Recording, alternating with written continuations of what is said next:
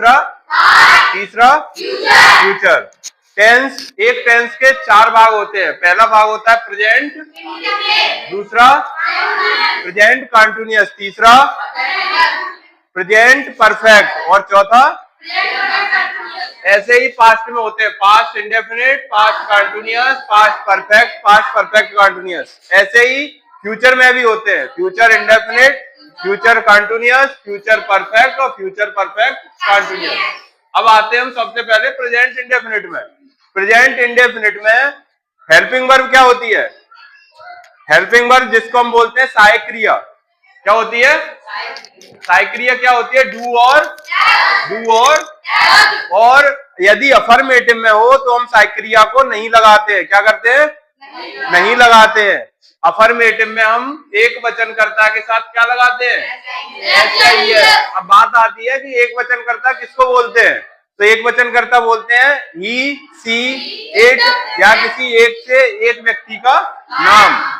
अब आते हैं बहुवचनकर्ता। बहुवचनकर्ता में कौन कौन आते हैं? दे, यू, वी या फिर एक से अधिक व्यक्ति के नाम। ये हो गया बहुवचनकर्ता। अब आते हैं कि अगर डू और डज का प्रयोग कब होगा? डू और डज का प्रयोग होगा निगेटिव टेंस में जाके, ठीक है। अफर्मेटिव में हम क्या करते हैं? मुख्य क्रिया के साथ ऐसे ही लगाते हैं। डू और डज कब लगाते हैं? निगेटिव में जाके, ठीक है। अब यहां बात आती है, क्या डू और डज जब लगाते हैं तो ऐसे यस का यूज होगा या नहीं होगा? नहीं होगा। जब निगेटिव टेंस आता है तो हम डू डज का यूज करेंगे और जब डू डज का यूज करेंगे तो मुख्य क्रिया के साथ ऐसे यस नहीं लगाएंगे, ठीक है। अब जैसे एक टेंस बोले कि वह मंदिर जाता है, अब बोलते हैं कि इसमें कर्ता क्या है? कर्ता क्या है? वह। कैसे पहचाना? देखो अपने पास लिखा भी है। एक वचनकर्ता कौन कौन से होते हैं? ही, सी, इट और बहुवचनकर्ता दे, यू, वी। ये हो गया बहुवचन और एक वचन। अब बोलते हैं कि वह मंदिर जाता है तो वह कौन हो गया? लड़का हो गया। लड़का हो गया तो सबसे पहले अगर पूछे कर्ता कौन है तो वह। अब अगर पूछे मुख्य क्रिया, क्योंकि हम सब्जेक्ट के तुरंत बाद मुख्य क्रिया लिखते हैं और सबसे पहले ये पहचानते हैं कि टेंस कौन सा है। अगर अफर्मेटिव टेंस होता है तो हम क्या लगाते हैं? ऐसे ही एस। डू और डज का यूज नहीं करते हैं और ऐसे ही एस लगाते हैं एक वचनकर्ता के साथ, ठीक है। इतना क्लियर है?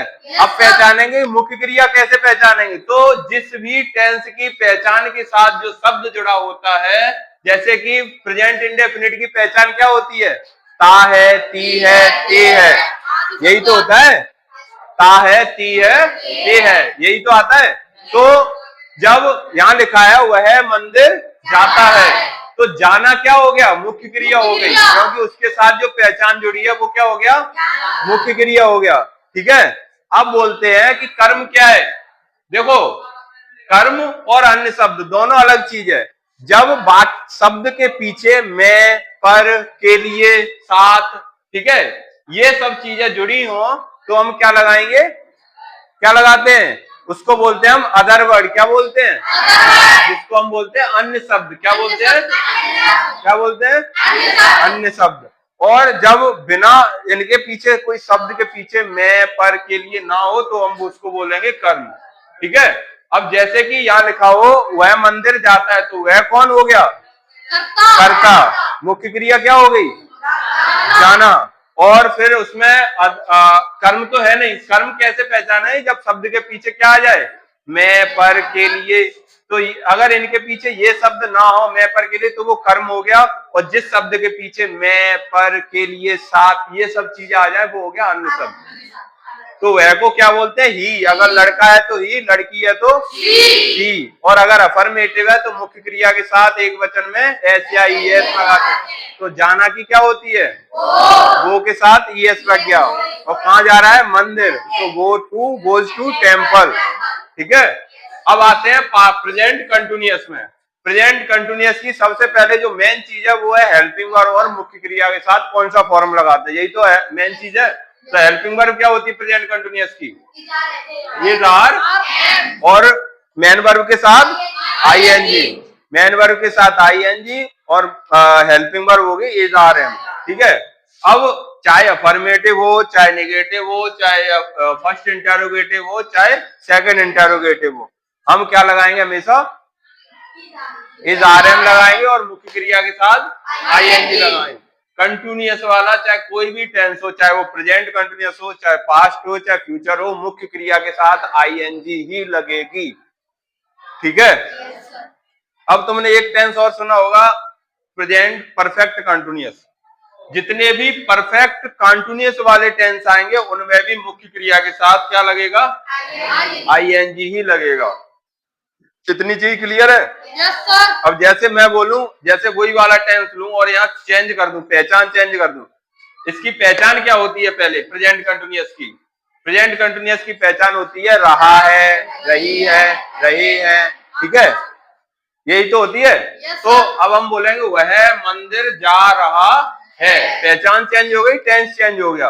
अगर ता है, ती है लगाओ तो कौन सा कहलाएगा? Present indefinite. अगर रहा है, रही है, रहे हैं लग जाए तो प्रेजेंट कंटिन्यूअस।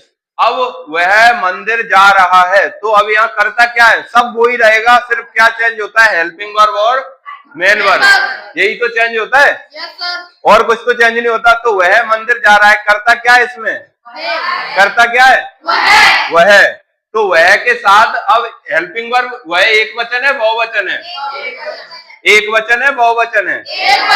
अगर एक वचन है तो ये बताओ हेल्पिंग वर्ब इज लगेगी, आर लगेगी या एम लगेगी? इज। एक वचन के साथ इज, बहुवचन के साथ आर और आई के साथ। ठीक है, इतना क्लियर? तो ही इज, इज के बाद अब मुख्य क्रिया क्या है?